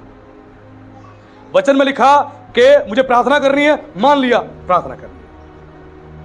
वचन में लिखा है कि मैंने पवित्र जीवन जीना है, मान लिया ऐसे जीवन जीना। जैसा लिखा पाया वैसा मान लिया, जैसा लिखा पाया वैसा मान लिया। और इसकी वजह से क्या हुआ, रिक्शा चलाने वाला व्यक्ति, परमेश्वर ने उसको ब्लेस किया, आज वो एरोप्लेन चलाता है।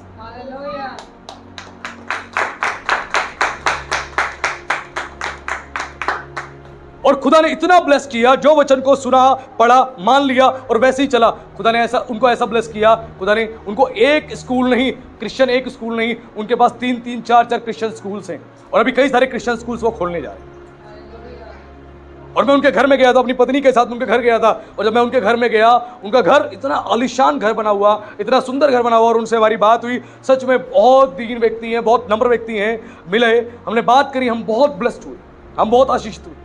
उनकी दीनता को देख के, नम्रता को देख के, उनके भाई ने, उनके परिवार ने बड़ा हमारा स्वागत किया। सोचिए, खुदा ने इतना ब्लेस किया। वचन को जैसा पाया मान लो, जो सुना मान लो, फिर देखो काम। क्योंकि आप मानते हो तो किसकी बात मानते हो, परमेश्वर की बात मानते हो। उसकी बात मानने से क्या होगा, आशीष। संसार में माँ बाप की बात मानने से माँ बाप भी बच्चे को कुछ देते हैं, ले ले बेटा। खुदा की बात मानने से खुदा भी बहुत कुछ देता है, चंगाई, छुटकारा, आशीष, बरकत, वो सब कुछ देता है। वो स्वर्गीय पिता है। जैसा लिखा पाया मान लो, जैसा लिखा पाया मान लो। जो वचन को सुनो, वचन को ग्रहण करो, वचन को ग्रहण करो। वचन में लिखा है कि प्रभु के दासों की इज्जत करो, इज्जत करो। वचन में लिखा है, मेरे कहने से नहीं, वचन में लिखा है। वचन में लिखा है सेवकाई के लिए दान दो, लिखा है दान दो। वचन में लिखा है कि चर्च में खुदा की सेवा करो, तो सेवा करो, लिखा है तो मानो। मैं कह रहा हूं मेरी बात छोड़ दो, इस बाइबल को खोलो और पढ़ो, क्या लिखा है, क्या लिखा है। और जो लिखा है उसको मानो, आपका मन बदलेगा। मैं कह रहा हूं जब इस प्रकार आप माइंड सेट कर लोगे ना, फिर आप देखना कोई आपको भरमा नहीं पाएगा, कोई डाइल्यूट कर नहीं पाएगा, कोई नहीं, कभी नहीं कर पाएगा। इसको पढ़ो और इसको समझो और जो इसमें लिखा है मान लो, फिर देखो आशीष। ये तो एक मैंने आपको टेस्टिमनी बताया, ऐसी मल्टीपल टेस्टिमनीज है जिन्होंने ऐसा काम किया। खुदा ने बहुत बढ़ाया। मैं केवल फाइनेंशियल बात नहीं कर रहा आपसे, स्पिरिचुअली भी खुदा ने उनको बहुत ग्रो किया, बहुत बढ़ाया। तो खुदा आपको भी बढ़ाना चाहता है, आपके जीवन में भी आशीष देना चाहता है। ध्यान रखो, इसीलिए वचन से मोहब्बत करो, वचन से प्रेम करो, वचन की बातों को समझो। और लिखा है पहला पत्रस 3:12 में, क्योंकि प्रभु की आंखें धर्मियों पर लगी रहती है। प्रभु की आंखें किन पे लगी रहती है, क्या प्रभु अधर्मियों को नहीं देखता? उसकी प्रेम भरी दृष्टि धर्मियों पर लगी रहती है। एक माँ जब अपने बच्चे को देखती, कैसे देखती है? गुस्से वाली आंखों से, प्यार भरी नजरों से। बच्चा 100 गलती भी कर लेना, तब भी माँ प्यार भरी आंखों से देखेगी औलाद। ऐसी खुदा है, अपने बच्चों को प्रेम भरी आंखों से देखता है, अनुग्रह की दृष्टि से देखता है। इसलिए क्या लिखा है, क्योंकि प्रभु की आंखें धर्मियों पर लगी रहती हैं और उसके कान उनकी विनती की ओर लगे रहते हैं। प्रभु की आंखें और उसके कान लगे रहते हैं 24/7। मेरा बेटा, मेरी बेटी, मेरा दास मुझसे कुछ कहे और मैं करूं, मुझसे कुछ कहे और मैं करूं। धर्मियों की ओर, धर्मियों की ओर। और बाइबल धर्मी किसको बताती है? धर्मी उसको बताती है जो परमेश्वर के वचन को सुनता है, मानता है और इस पर चलता है। हेलो, ध्यान से सुन ले। बाइबल धर्मी बताती है जो वचन को सुनता है, मानता है और इस पर चलता है, उसके ऊपर प्रभु की आंखें लगी रहती हैं, लगी रहती हैं, लगी रहती हैं। और उसके कान उनकी दुहाई की ओर, यानी प्रेयर्स की ओर, प्रार्थनाओं की ओर लगे रहते हैं। धर्मी व्यक्ति कुछ कहेगा ना, प्रभु कर देगा। इसीलिए क्या लिखा? धर्मी जन की प्रार्थना के प्रभाव से बहुत कुछ हो सकता है। आपकी स्पिरिचुअल लाइफ में भी चेंजेस आ सकते हैं। आपके बच्चों को प्रभु ब्लेस कर सकता है उनकी प्रार्थनाओं से, आपकी बीमारियों को ठीक कर सकता है उनकी प्रार्थनाओं से। ये परमेश्वर की आशीष है, कर्ता परमेश्वर है। क्या लिखा है? धर्मी जन की दुहाई की ओर भी वो कान लगा के रखता है। इसीलिए आपने देखा होगा कई बार आप कई बीमारियों के लिए प्रार्थना करते हो, आप हील नहीं होते, लेकिन पास्टर प्रार्थना करता है, आप हील हो जाते। क्या पास्टर अलग से निकल के आया कहीं से? आपकी तरह ही है, हार्ड मास का। फर्क इतना है कि उसका समर्पण है, खुदा को समर्पण है। और आप भी समर्पण दिखाओ, खुदा आपको यूज करेगा। मैं जब बिलीवर था, खुदा मुझे तब से यूज कर रहा है बहुत ज्यादा, क्योंकि मेरा समर्पण जब ही से था खुदा के साथ, बहुत समर्पण था। और समर्पण जितना आप खुदा के साथ रखोगे, खुदा उतना ही आपके नजदीक रहेगा, आपके क्लोज रहेगा, क्लोज रहेगा। अगर चाहते हो खुदा आपके क्लोज रहे ना, तो समर्पित कर दो, सौंप दो। नहीं तो प्रचार चल रहा होगा और आपको नींद आ रही है, क्योंकि वचन की सामर्थ्य के सामने आपकी आंखें भी नहीं खुल रही होंगी। वो पहचान है कि अंधकार का प्रभाव बहुत तगड़ा है। साफ शब्दों में लिखा है, क्योंकि प्रभु की आंखें धर्मियों पर लगी रहती है और उसके कान उनकी दुहाई की विनती की ओर लगे रहते हैं, परंतु प्रभु बुराई करने वालों के विमुख रहता है। हेलो, परमेश्वर बुराई करने वालों के अगेंस्ट खड़ा होता है। करो किसी की बुराई करो, परमेश्वर तुम्हारे विरोध में खड़ा हो जाएगा। एक भी बुराई करो किसी के बारे में, परमेश्वर तुम्हारे विरोध में खड़ा होगा। वो कहेगा ये ऐसे सुधरने वाला नहीं है, इसको मुझे समय समय पे झटके देने पड़ेंगे, ऐसे नहीं सुधरेगा। ये परमेश्वर कह रहा है, बुराई करने वालों के विरोध में खड़ा होता है। करो बुराई, चाहे अपने व्यवहार से या अपनी जुबान से या अपनी सोच से, अपने कामों से किसी के लिए आप बुरा करने का निर्णय करो, करो, फिर देखो। कई लोग पता क्या होता है, खुद तो कीचड़ में नहाए हुए होते हैं और दूसरों पर कीचड़ डालने का काम करते हैं। अरे ये तो ऐसा है, वो तो ऐसा है, मैंने सुना है, ये तो ऐसा है, ये तो ऐसा है। खुद कीचड़ में नहाए हुए। यीशु मसीह ने क्या बोला था? जो फरीसी लोग लेकर आए उस व्यभिचारिणी स्त्री को यीशु के पास और बोला, व्यवस्था में तो लिखा है कि जो व्यभिचार में पकड़ा जाए पथराव करके मार दिया जाए, बाकी तू बता गुरु हम क्या करें। यीशु ने छूटते ही बोला, तुम में से जिसने पाप ना किया हो पहले पत्थर उठा ले। और यीशु जमीन पर झुक गया और लिखने लगा। और जैसे यीशु उठा, सब गायब। यीशु ने कहा, कहां गए व्यवस्था को बताने वाले, कहां गए? हेलो, व्यवस्था को बताने वाले कहां गए? व्यवस्था यापक कहां गए? कहां गए सारे के सारे? उसने कहा, प्रभु सब चले गए, सब भाग गए। प्रभु ने कहा, जा तू भी चली जा, दोबारा से पाप ना कर। ध्यान रखना, तुम में से जिसने पाप ना किया हो ना, पहले उंगली उठाए। कई लोग हैं दोष लगाने बैठते हैं, ये तो ऐसी, ये तो ऐसी, वो तो ऐसा, ये तो ऐसा। ओहो धर्मी व्यक्ति, तू बड़ा धर्मी है, तेरे कर्मकांड सारे परमेश्वर जानता है। अगर स्क्रीन लगा के चालू कर दे परमेश्वर, फिर क्या करेगा? फिर क्या करेंगे? कुछ नहीं कर पाओगे। ध्यान रखना, दूसरों पर दोष लगाने से पहले अपना जीवन भी देखना। ध्यान रखना, अपना जीवन भी जांच लेना, हम किस कीचड़ में नहाए हुए हैं, उसके बाद दूसरों पर कीचड़ उछालना। आज दुनिया भर में ऐसी है, लोग खुद कीचड़ में नहाए हुए, खुद पाप के सागर में डूबे हुए और दूसरों को बताते ये पापी, ये पापी, वो पापी। ये काम बंद करें, अच्छा जीवन जिए, बेहतर जीवन जिए, दोष लगाना बंद करें। कई लोग कहते हैं उसने झूठ क्यों बोला मुझे, उसने झूठ क्यों बोला, इतनी सी बात पे झगड़ा करना शुरू करते। घर में बीवी ने झूठ क्यों बोला, बच्चों ने झूठ क्यों बोला, झगड़ा करना चालू कर दिया, दुनिया भर का झगड़ा सिर्फ इसी बात पे। मेरे पति ने झूठ बोला, मेरी सास ने, मेरे ससुर ने झूठ बोला, झगड़ा चालू कर दिया। ये वो कह रहे हैं जिसने जीवन भर झूठ बोला है। ऑफिस जाने के टाइम पे झूठ बोला, अपने घर में झूठ बोला, चर्च जाने के लिए झूठ बोला, रिश्तेदारी के यहाँ जाने के लिए झूठ बोला, बात बात पे झूठ बोला, कस्टमर को सामान बेचने के लिए झूठ बोला, झूठ पे झूठ, झूठ पे झूठ बोला। वो दूसरे कह रहे उसने झूठ कैसे बोला, ओहो धर्मी, ओ धर्मी।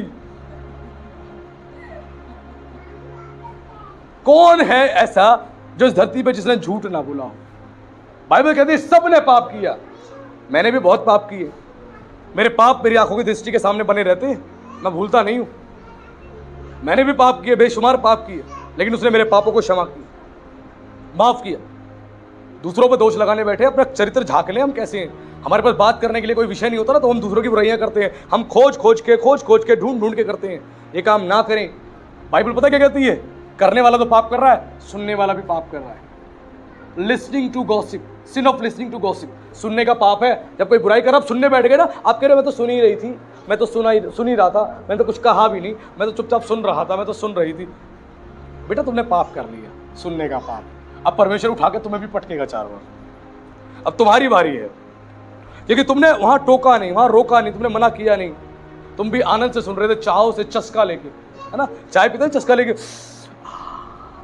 मजा आ गया, गरम गरम चाय, ठंड में अच्छी लगती है ना चाय, कई लोग तो गर्मी में भी ऐसी पीते हैं चाय।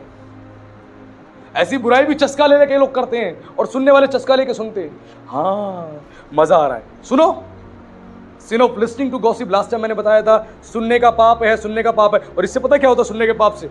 सुनने के पाप की वजह से आपके कान खराब होंगे, कान के अंदर हड्डियां गलेंगी, आपकी कान के अंदर पस पड़ेगा, आपके कान के अंदर समस्याएं होंगी, जिससे सुनोगे उसी अंग को परमेश्वर पनिश करता है। सुन लो, हमारा कुछ नहीं जा रहा, आपका जा रहा। सुनो, कान के अंदर समस्याएं होंगी, सुनने का पाप। सुनो, मजे से सुनो, चस्का लेके सुनो, बाइबल बता रही है, मैं कुछ नहीं कह रहा। और इसके बारे में प्रचार में कर चुका हूं पिछले दिनों में, मैं इस विषय में सारा प्रचार कर चुका हूं। मत करें ऐसा काम। बाइबल कह रही है कि बुराई करने वालों के विमुख परमेश्वर खड़ा होता है। आप बुराई करने वाले हो ना, खुदा आपके विरोध में खड़ा होगा। अगर आप भलाई करने, मेल कराने वाले हो, आप समझाने वाले, सिखाने वाले, क्षमा करने वाले हो, तो खुदा आपके साथ है। और अगर आप बुराई करने के लिए खड़े हो, लड़ने झगड़ने के लिए खड़े हो, तो खुदा आपके विरोध में खड़ा होगा, फेवर में खड़ा नहीं होगा। वही बाप, जिस बाप ने आपको बनाया, चुना, आपको आशीष दी, बरकत दी, चाहे तुम मसीह हो चाहे गैर मसीह हो, सबके लिए है। तुमने खुदा के विरोध में, इस वचन के विरोध में काम करना। वचन के विरोध में मतलब होता है परमेश्वर की कही गई बात का टाल कर देना, उस बात को रिफ्यूज कर देना और अपनी मर्जी से करना। जब खुदा की बात को आप रिफ्यूज कर देते हो और अपनी मर्जी से चलते हो, तो खुदा आपके विरोध में खड़ा हो जाएगा। परमेश्वर कहेगा नहीं, अब इसे आशीष नहीं दूंगा, अब इसको मैं पनिशमेंट दूंगा, ये सुधरना नहीं चाह रहा, ये ठीक होना नहीं चाह रहा, और खुदा फिर पनिशमेंट देगा। हर एक बुराई करने वाले के विरोध में परमेश्वर खड़ा होता है, हर एक बुराई करने वाले। इसलिए बुराइयां सुननी बंद कर देना, अपनी जुबान से मत करना, जुबान पनिष्ट हो जाएगी, जुबान पनिष्ट हो जाएगी। फिर बाद में बोलोगे क्या हो गया हमारी जुबान में?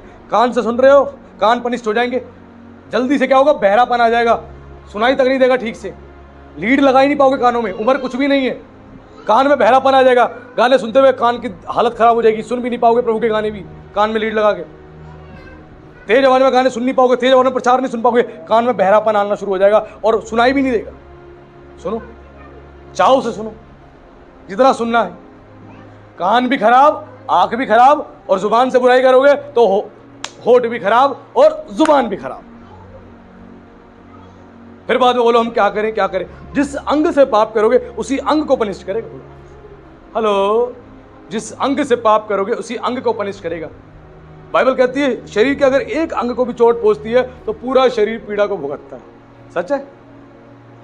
बिल्कुल सत्य है। शरीर के एक अंग को परेशानी होगी, पूरा शरीर उस परेशानी को झेलेगा, पूरा शरीर। इसीलिए वचन में जैसा लिखा है मान लो।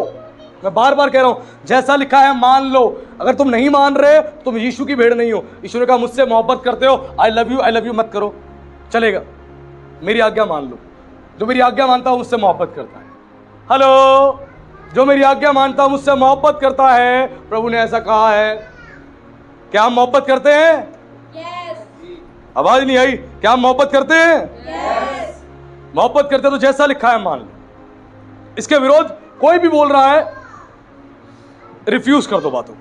लिखा है कलाम में, कलाम की बात सुनूंगा। कलाम में जो लिखा मेरे बाप ने कहा है, और मैं सच बता रहा हूं, जिनके कानों की आवाज भी जा रही है ना, बहरापन आ रहा है, बुराई सुननी बंद कर दो, खुदा के वचन को सुनना शुरू कर दो। देखो कानों की वापस आवाज आनी शुरू हो जाएगी। जुबान से बुराई बंद कर दो। सुनने का भी पाप है, सुनते रहो। मैं फिर बता रहा हूँ, बीमारियां बन जाएगी कान में। फिर मत बोलना पासी जी मेरे कान में नई समस्या आ रही है, कान की हड्डी गल रही है, मांस गल रहा है, ऐसा हो रहा है, वैसा हो रहा है। तुम सुनते हो, इसीलिए सुनना बंद करो, कान ठीक हो जाएंगे। वहीं स्टॉप कर दो। कोई भी बोलो मैंने सुनना नहीं, बंद करो भैया, मुझे सुननी नहीं बुराई, क्योंकि परमेश्वर बुराई करने वालों के विमुख खड़ा होता है। जब भी बुराई करोगे परमेश्वर खड़ा होगा। इसीलिए प्रभु ने मुझे कई बार समझाया कि कोई भी तेरे पास करता जल्दी सुननी नहीं किसी की बुराई। मैं सुनता ही नहीं। कई हस्बैंड ऐसे हैं, मसीह पति ऐसे हैं, बताते हैं मेरी पत्नी बार बार आती है बुराई करने के लिए, बार बार आती है, हम सुनते नहीं, हम कहते सुनना ही नहीं। बीवी गुस्सा हो जाती है और उठा के पटकना चालू कर देती है कि सुनो मेरी बात सुनो। वो कहते हैं तूने एक बार बोला, दो बार बोला, ठीक है अब नहीं सुनना, अब बंद। मैं सुनूंगा ही नहीं। क्यों? सुनने का पाप करना ही नहीं मैंने। उसको अपने कान की हड्डी नहीं गलानी, कान का मांस नहीं गलाना, कान का पर्दा नहीं फड़वाना। वो भैया सुनेगा ही नहीं, सुनाते रहो। फिर बाद में भी बोलती है मेरा पति मेरी सुनता ही नहीं है, मेरा पति तो मेरा है ही नहीं। अरे बाइबल कह रही है भाई, बुराई करने वालों के विमुख परमेश्वर रहता है। बुराई मत करो, करोगे परेशान हो जाओगे। इसीलिए खुदा समझा रहा है, आज भी सीख ले, नहीं तो आज भी नहीं सीखा, इस बात को हल्के में ले लिया ना, फिर याद करना, मेरी बात को समय आएगा, कानों की सर्जरियां होंगी, ऑपरेशन होंगे, आंखों की सर्जरी होगी, माँ बाप की इज्जत नहीं करी, आंखों के ऑपरेशन होंगे, ध्यान रखना। बाद में बोलोगे हम क्या करें पास्टर जी, क्या करें? मैंने तो समझा दिया, मेरा काम खत्म हो गया। मानो नहीं मानो वो आपकी मर्जी। पादरी वचन को दे सकता है, वचन को सिखा सकता है, इससे ज्यादा कुछ नहीं कर सकता। इसलिए वचन में साफ लिखा है कि परमेश्वर की आंखें जो है धर्मियों की ओर लगी रहती है और उसकी विनती की ओर उसके कान लगे रहते हैं। आप धर्मी बने रहोगे, प्रभु आपने मुंह से बोला प्रभु मुझे ये चाहिए, वो आपके बोलने से पहले प्रोवाइड कर देगा। बोलने से पहले उसने मुझे एक ही बात सिखाई है, उसने कहा है घुटने टेक, मेरे पास बैठ, जो तुझे चाहिए मुझसे बोल। इजराइलियों को परमेश्वर ने जब जमीनें बांटी, सबको जमीनें दे दी। एक गोत्र था जिसको जमीन नहीं दी। कौन सा गोत्र था? लेवी का गोत्र था जिसको जमीन नहीं दी। उसको क्या बोला परमेश्वर ने? लेवी का गोत्र ने कहा प्रभु तूने सब कुछ बांट दिया इन 11 गोत्रों को, हमें छोड़ दिया, क्या हम तेरे नहीं है प्रभु? प्रभु ने कहा अरे तुम भी मेरे हो, तुम्हारे लिए मैंने खास चीज रखी है, विशेष चीज रखी है। क्या प्रभु? उन्होंने सोचा कुछ और बेहतर होगा। प्रभु ने कहा मैं तुम्हारा निज भाग ठहरूंगा, मैं तुम्हारी जमीन हूं, मैं तुम्हारी प्रॉपर्टी हूं, मैं तुम्हारा फाइनेंस हूं, मैं तुम्हारा परिवार हूं, मैं तुम्हारा बाप हूं, सब कुछ मैं हूं तुम्हारा।